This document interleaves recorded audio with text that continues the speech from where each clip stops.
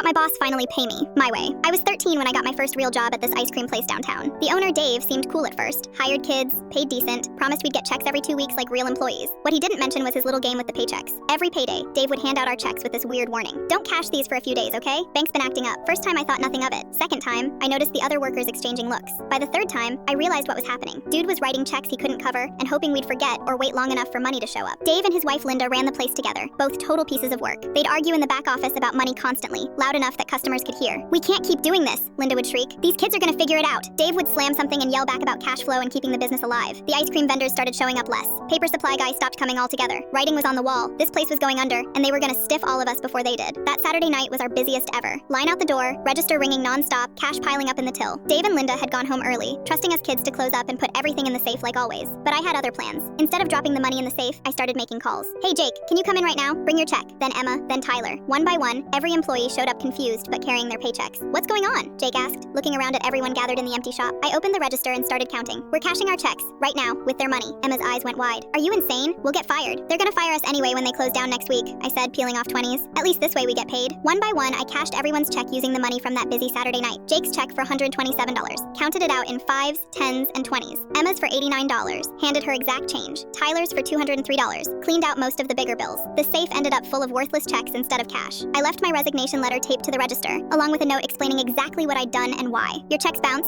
cash doesn't. Hope you enjoyed the free labor while it lasted." Sunday morning, my phone exploded with angry voicemails from Dave. Threats about police, lawsuits, prosecution for theft. But here's the thing, we didn't steal anything. We cashed legitimate paychecks using money the business owed us. Monday morning, Dave called the cops anyway. Officer showed up at my house looking annoyed. "Kid, you technically didn't break any laws. You cashed valid checks with money that belonged to the business." Pretty smart, actually. The ice cream place closed 2 weeks later. Dave tried reopening under Linda's name 6 months after, but word got around about how they treated employees. Nobody wanted to work for them, and customers stopped coming.